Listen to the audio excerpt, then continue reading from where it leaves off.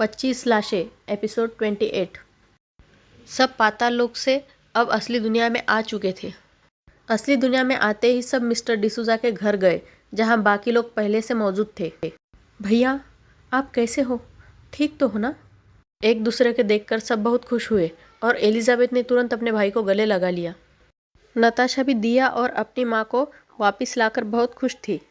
Mummy, मैं बता नहीं सकती मैं कितनी खुश हूँ आपको देखकर। शुक्रिया भाई, मैं जानता था कि तू मेरी मदद ज़रूर करेगा।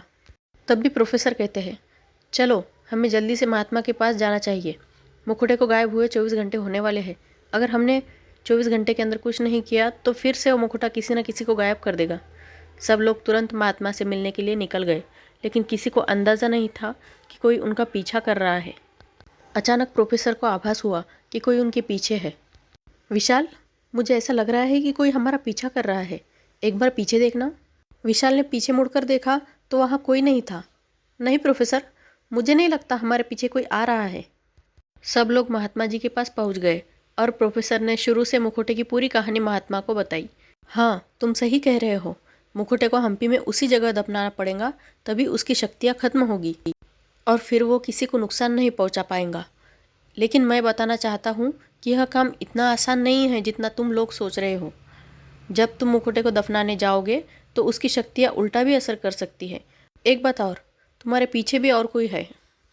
महात्मा की बात सुनकर पीछे खड़ा आदमी भौचक्का रह गया। कहीं मैं पकड़ा गया तो? मुझे यहाँ से जाना चाहिए। वह आदमी बाहर गया और अपनी गाड़ी शुरू करके तुरंत वहाँ से भाग गया। गाड़ी की आवाज़ सुनकर सब समझ गए कि कोई उनका पीछा कर रहा था। कौन हमारा पीछा कर रहा था? आप प्लीज़ कुछ बताइए। ये ज़रूर किसी ऐसे व्यक्ति का काम है जो मुखौटे की शक्तियाँ चाहता है, क्योंकि मुझे ऐसा आभास हुआ है कि किसी ने मुखौटे के साथ छेड़खानी की है। अब एक काम कर सकते हैं कि मैं तुम्हारे साथ उस जगह पर जाऊं और वहां मुखौटे को पूरे विधि विधान के साथ दफनाया जाए, जिससे आगे कोई इस मुखौटे का दुरुपयोग न कर पाए। ठीक है महात्मा जी, चलते हैं हम्पी। महात्मा ने सबको एक एक सूत्र दिया और कहा, ये तुम लोगों की रक्षा के लिए है। सब लोग तुरंत हम्पी के लिए निकल गए। दूसरी तरफ वो आदमी भागता हुआ उस तांत्रिक के पास पहुंचा और सारी कहानी बताई। अच्छा, तो वो महात्मा इनके साथ है। देखता हूँ मैं कि वो कैसे उनकी रक्षा करेगा। मुझे उस मुखौटे की शक्तियाँ लेने से कोई नहीं रोक सकता। चलो, हमें भी हम्पी के लिए निकलना चाहिए। इधर महात्मा हम्पी में पहुँच चुके थे। वहाँ पहुँचकर महात्मा ने पहले हम्पी के एक लोकल पंडित जी को मिले। नमस्ते पंडित जी। जी नमस्ते महात्मा जी। पंडित जी, हम इस मुखौटे को दफनाने आए हैं और यह वही मुखौटा है जिसमें बहुत बुरी शक्तियाँ हैं। महात्मा जी, ये मुखौटा आपके पास कैसे आया? ये तो बहुत खतरनाक है। इसे जल्द से जल्द खत्म करना होगा। मैं आप लोगों की इसको दफनाने में ज़रूर मदद करूँगा।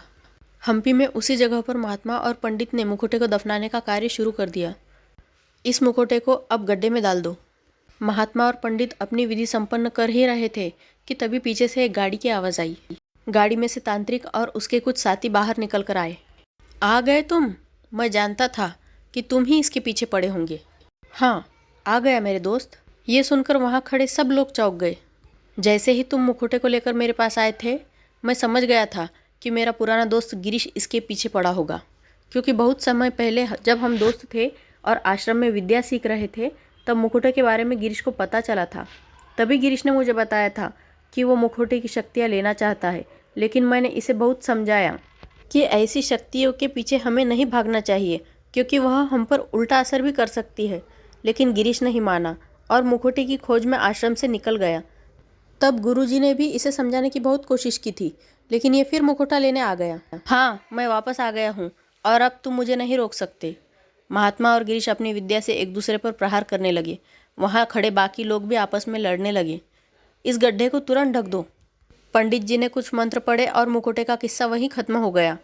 नहीं, मेरी इतनी सालों की मेहनत बर्बाद हो गई। तभी पीछे से पुलिस आई और उन्होंने गिरीश को गिरफ्तार कर लिया। अब तुम जेल में अपनी विद्या का अभ्यास करना। शुक्रिया महात्मा जी, आपने हमें सही समय पर सूचित कर दिया और अब ये लोग जेल में जाएंगे। कहानी आगे जारी रहेंगी। देखते रहिए मेरा अगला एपिसोड।